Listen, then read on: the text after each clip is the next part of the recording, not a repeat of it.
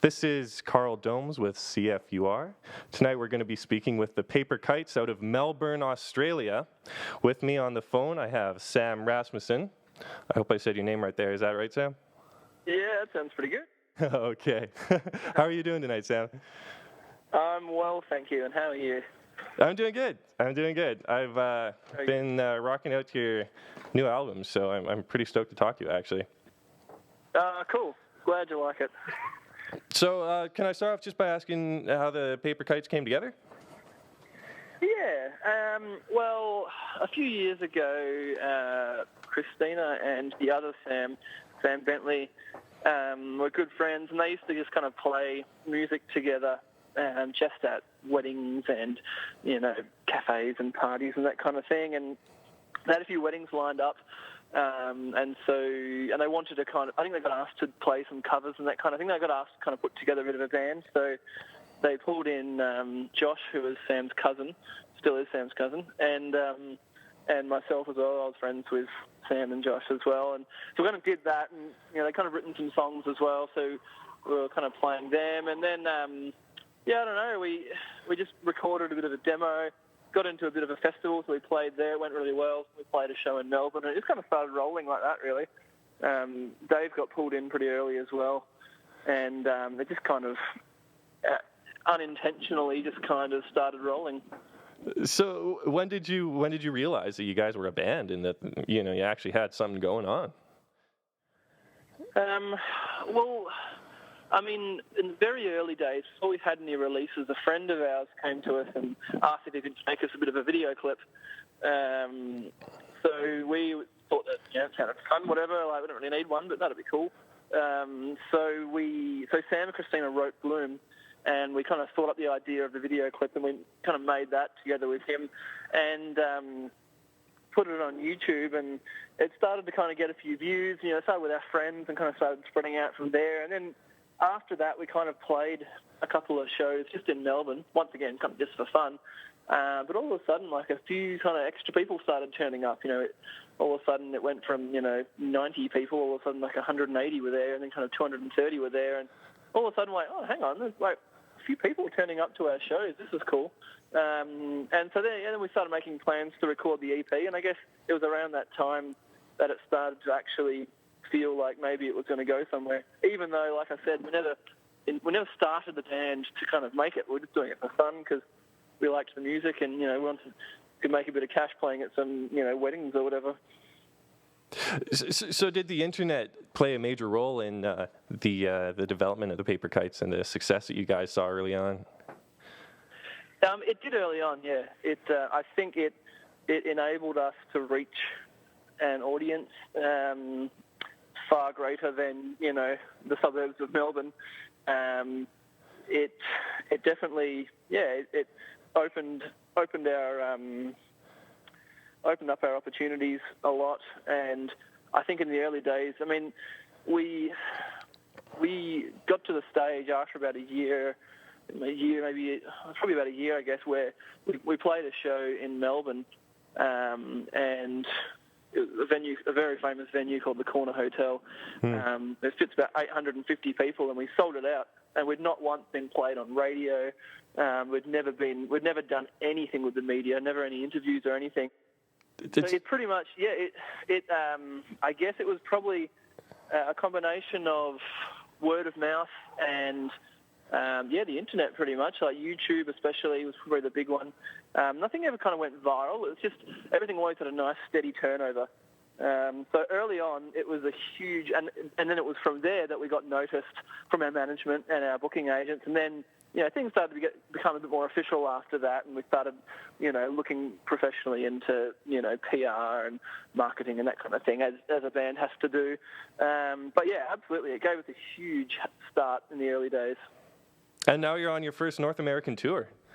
How has this been different from touring in Australia? Much more driving, I guess. In Australia, because it's so big and so spread out, it's just kind of, you do a lot of flying. So we kind of, we live in Melbourne, we'll fly to Queensland, we'll play 3 or 4 shows and we'll fly home. And the next week we'll fly to New South Wales, we'll play in Sydney and then a few other regional shows and we'll fly home again. So just kind of a lot of flying really, and not really much driving. We might do like a 2 or 3 hour drive here or there, but generally it's not that bad.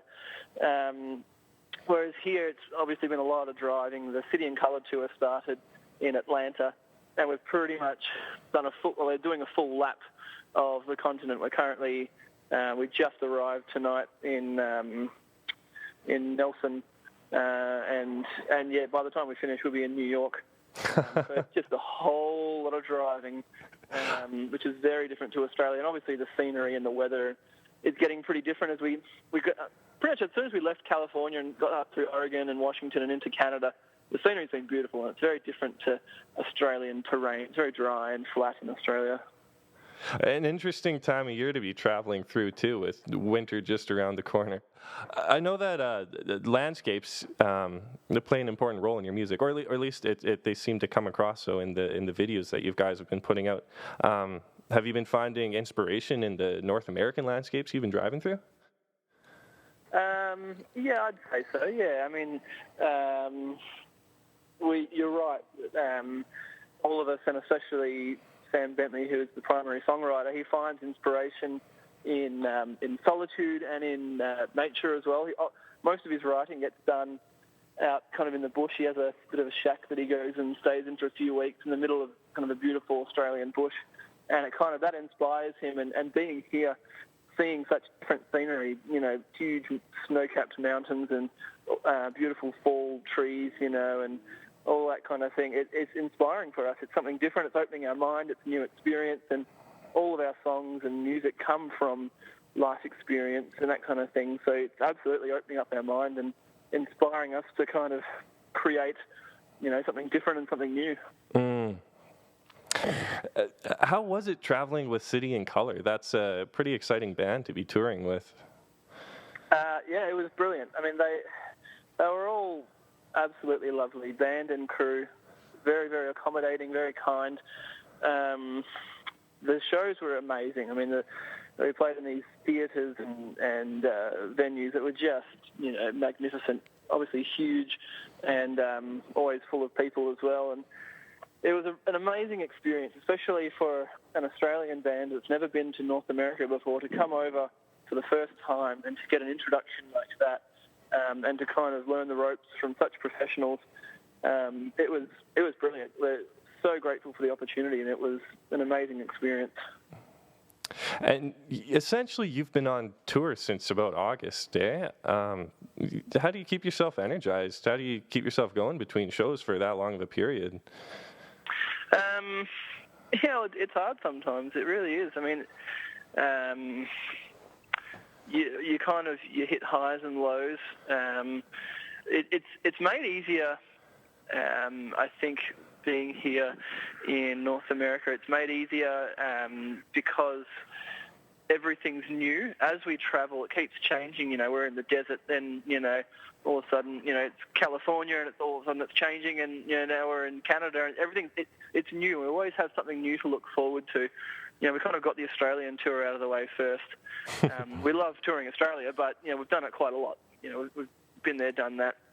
So I think the thing that's keeping us going, one of the main things, is just kind of new experiences.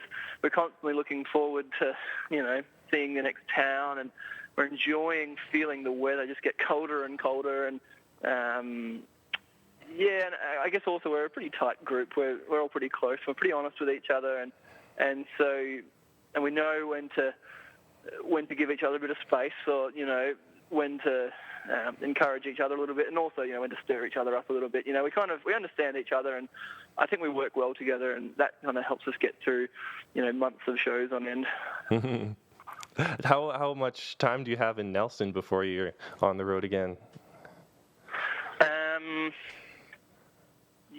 It's a day off tonight, then we play tomorrow night. It's hard to keep track. And then we leave. I think we leave Nelson straight after the show, because we're heading east. I really should know these things. Possibly toward Calgary. I know I've got a huge drive coming up. So we're here for tonight, and I think we leave after the show tomorrow. So we've got a bit of time. We've got most of the day tomorrow to explore and check it out. Nelson's a funky town. It's I think you guys will have fun there tomorrow. It's kind of a mecca for hippies in BC, so it's all sorts of colors going on there. Right. Oh, that sounds interesting. You've just released your first album, States. Yep. How long has it been in the making?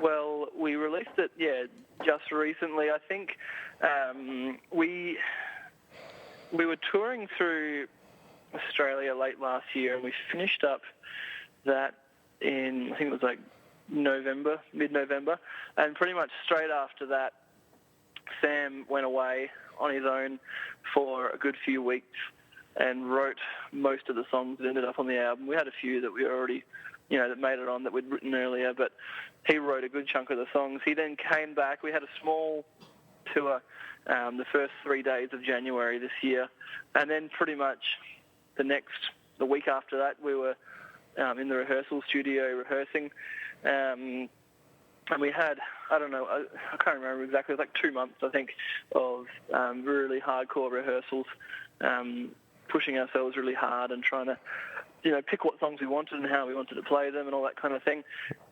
And, so it wasn't years in the making. Some of the songs, I guess, were, because they're older, but it was probably from, maybe 6 to 8 months. It was pretty hard work, and in the studio, and we had to fly up to Sydney to do some of the recording and the mixing as well. So, it was a pretty big effort, and probably over about 6 or 8 months. What's the chemistry like when you guys are rehearsing and recording in the studio? It's pretty good. Like I said, we understand each other pretty well, and we're pretty close. We were all good friends first, and band members, bandmates second. It like any band, we have our moments. There's 5 creative minds and 5 creative opinions. You'd be crazy to think there isn't some kind of disagreements at times. But we just push on and work through decision making together. And to be honest, not one person, gets their way every time. It's kind of a give and take. And, I like this, but you like that, But you have your struggles and you have your disagreements. But in the end, we're all. And this always happens, every CD that we've recorded or big decisions that we've had to work through, we're always so proud of the result. You fight for your way here or there, and you give up your way here or there. But in the end, we're really, really proud of our records, and we're really stoked with how it's turned out. And I think it was all worth it. Compared to your first 2 EPs, Woodland and Young North, the States album seems to be musically more complex. In what ways has your music been evolving since your last EP? Well, we've played a lot of shows since that last EP. We probably, I don't know how many tours it was, but there might have been 50 shows in there. So that's got to help your musicality a little bit to play that amount of shows. And a lot of them were with bands that we really respected and enjoyed watching, and I think every time you watch a new band or you tour with different musicians, you just you learn off them. You're all kind of learning off each other, and so there was kind of a year or a year and a half or whatever it was of maturity in there, and musical experience as well. Not to mention, for this album we worked harder than we've ever worked before. We really rehearsed long hours, and we really set some high standards in the studio for achieving the performances and the sounds and that kind of thing we wanted to. It's probably a combination of maturity and hard work and just the years ticking over and just honing our craft. Has more success changed your music? I don't think so.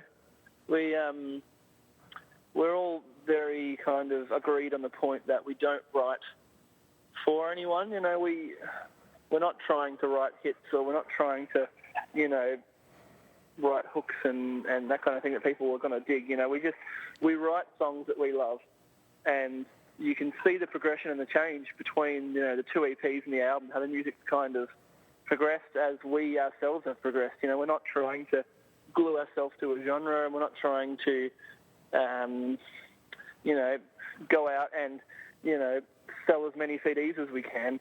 All those things are nice, but, effectively we're just writing for ourselves songs that we love, and it's really nice, and it's a great honour when people enjoy that music and get behind it.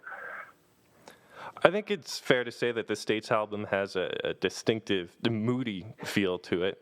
What inspired this undertone? I'm not sure, really. I think it was just the sounds that we were really into. We felt like the lyrical content was kind of supported by moody atmospheres. It all just kind of made sense. We always try and tie everything together: sounds, messages, artwork, and it felt right. Those kinds of sounds and tones and atmospheres. I think it all just kind of works together as one big unit. How is the production of the States album given you an opportunity to really explore with just like that, different sounds and different instruments, and putting something more layered together?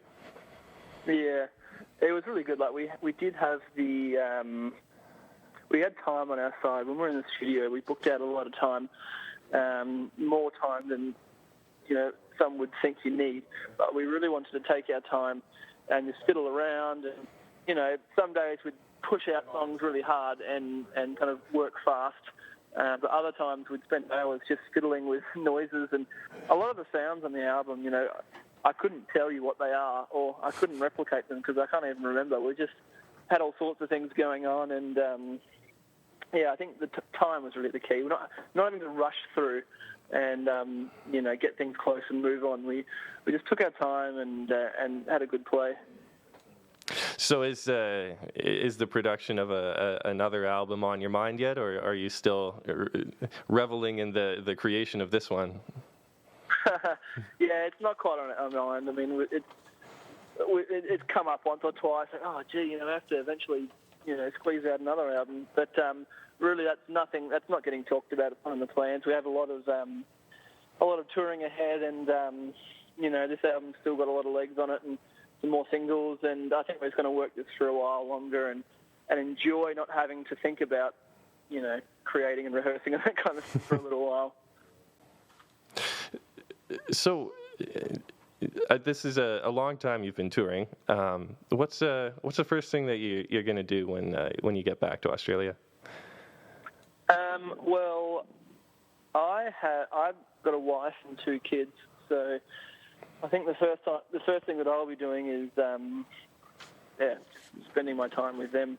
We're actually talking about this today. I think it's 3 weeks or so until we get home. And we're all kind of talking about what we're going to do. And I think, to be honest, I'm just looking forward to getting home. I love cooking. I'm going crazy not being able to kind of cook my own food. I'm dying for just some nice kind of home-cooked food. And when we go home, spend some time with my kids, do some cooking, spend some time with my wife, and just enjoy being home for a while. What do you think you would be if you weren't a musician? Well, I've studied audio engineering, and I'm pretty passionate about technical production in kind of theatres and that kind of thing, sound and lights and audio visual and that kind of thing. So I think if I wasn't a musician, I'd probably be working in the theatre somewhere. I love the theatre. I love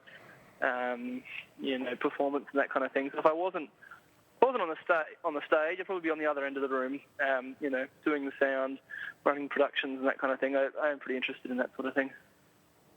What do you guys do as a group when you're not making music together?